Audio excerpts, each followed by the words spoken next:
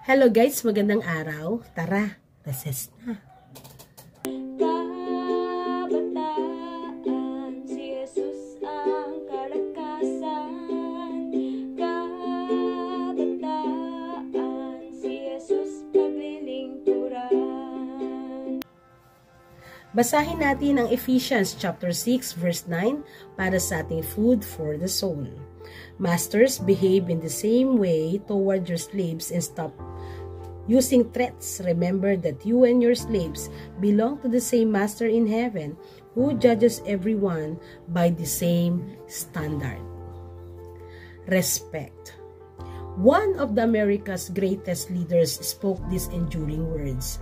I have a dream that my 4 little children will one day live in a nation where they will not be judged by the color of their skin, but by their character. Ang nagsabi ng salitang ito ay walang iba kundi si Martin Luther King Jr. Nasabi niya ito sapagkat nakita niya ang pangailangan, ang kailangan ng racial equality, pagkakapantay-pantay sa buong mundo, sapagkat para sa kanya, hindi itinuturo ng Biblia ang pagrespeto sa kapwa ayon sa color ng skin. Hindi tinuturo ng Biblia ang pagrespeto ayon sa pisikal na kaanyuan. Pero ano ba ang reality sa ating mundo ngayon? People do judge others for their skin color, financial status, or social background. Ang bilis humusga ng tao, di ba? Sa nakita sa physical, the way maglakad, the way magsalita, the way mag-express, estado ng buhay, huhusgahan ka ng tao. Ang bilis ng paghusga ng tao. While God doesn't judge us for any of those, for any of this. Ano man ang kalagayan natin, hindi tayo husgahan ng Diyos. Ayon sa pisikal o ayon sa estado natin, hindi tayo husgahan ayon sa paano tayo magsalita, paano tayo mamuhay. God looks at your heart, and that is the good news. God looks at your heart. Diba?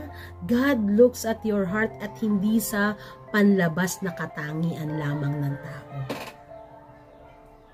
Kaya, huwag tayong mawawalan ng pag-asa. Huwag tayong madi-discourage agad. Hayaan natin. Hindi natin kontrol ang sasabihin ng ibang tao. Pero, kapag ang Diyos ang nakakakita sa ating puso, kapag tayo ay nananatili sa ating Panginoon, nakikita ng Diyos ang ating mga puso. Walang maikukumpara sa pag-ibig ng Diyos. Hindi kulang ang pag-ibig ng Diyos. Walang kulang sa pag-ibig ng Diyos para sa iyo. Hindi kulang ang pag-ibig ng Diyos para sa iyo. Walang kondisyon ang pag-ibig ng Diyos para sa iyo. Some people feel they have to earn God's love, no? Kailangan kong pagtrabahuan ang pag-ibig ng Diyos. Pero bago mo pa man yun gawin, inibig ka na ng Diyos. May insecurities ka ba? May inggit ka ba sa puso mo? May kalungkutan ba sa puso mo? Feeling mo ba ikinukumpara mo yung sarili mo sa ibang tao? Feeling mo ba unfair ang mundo? Young people, mahal ka ng Diyos. Hindi mo ba nararanasan ang respeto? Young people, God knows your heart. God feels you. Huh? Kaya, lagi nating maranasan ang pag-ibig ng Diyos. Young people, God loves you. Young people, God is looking at your heart. You will reap the rewards when you decide to serve God. Yun ang dapat natin gawin. Ang magpasya na maglingkod at sumunod sa ating Panginoon. Mayaman man o mahirap, maputi, maitim, banal, makasalanan. Hindi estado ang tinitingnan ng Diyos. Ano man ang kalagayan mo, sobra kang iniibig ng Diyos. Sobra kang niyayakap ng ating Panginoon. Ganyan kapatas ang ating Panginoon. Ganyan ka-fair ang ating Panginoon. Our Master in Heaven, respect His people. Hindi ka makakuha ng respect sa mga tao, God will respect you.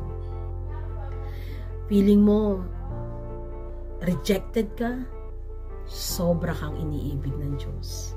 Feeling mo ay nahusgahan ka, God is just and fair. And He loves you at all times the same. No? Kaya, young people, ano man ang kalagayan mo ngayon, madama mo ang pag-ibig ng Diyos. Madama mo na ang Diyos ay fair sa'yo, na ang Diyos ay nariyan. Yakap-yakap ka at sinasabi sa'yo, nandito lang ako, anak. I will respect you. I will forgive you. I will accept you. And I love you. Ganyan ang Panginoon sa buhay mo ngayon. Tayo manalangin. Panginoong Diyos, maraming salamat sa pag-ibig mo. Salamat sa kabila ng pagkakaiba-iba namin, inibig mo kami. Salamat sapagkat sa kabila ng mga insecurities, rejection, discouragement, disappointments, nandyan ka at hinihintay kaming lumapit. Nandyan ka at hinihintay mo kami na magpasya na sumunod sa inyo. Tulungan niyo po kami, Panginoon. Patawarin niyo kami. Linisin mo ang aming puso. Tanggalin niyo po anumang barrier sa puso namin. Alisin niyo po nawa yung mga rejections, mga feeling na unfair, mga feeling of insecurities. In Jesus' name. Mawala ang lahat ng ito, mapawi ang lahat ng ito at mapalitan ng pag-ibig at makita namin ang dakilang kalooban mo. Yakapin niyo po ang mga kabataang ito. Pagpalain ng kanilang buhay, ang kanilang mga desire ng puso na makapaglingkod sila at yumabong sila at patuloy na umunlad sa kanilang pag-aaral. Sila man ay nagtatrabaho na ay umunlad sila sa kanilang karir, umunlad sila sa kanilang paglilingkod at gamitin ang kanilang buhay upang maipahayag ang napakabuting balita ni Jesus na iniibig mo ang lahat ng tao. Hindi namin kontrol ang nangyayari sa aming kapaligiran, ngunit higit kang makapangyarihan. Alam mo ang aming pangangailangan at alam namin ikaw ang Diyos na hindi kami iiwan ni pababayaan man. Kaya pagpalain niyo po ang mga kabataang ito ng kagalakan, kapayapaan, kaganapan ng puso na punong-puno ng pag-ibig. Yakapin sila at patuloy na itaas ayon sa inyong kalooban at kapangyarihan. Marami pong salamat, Panginoon. At narito po kami sama-sama na nagpupulit ng papasalamat sa iyong kamanghamanghang ginagawa sa aming mga buhay. Ito po ang aming panalangin sa tanging pangalan lamang ni Jesus.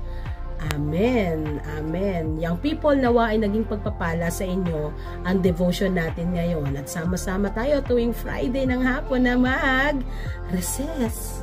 God bless everyone.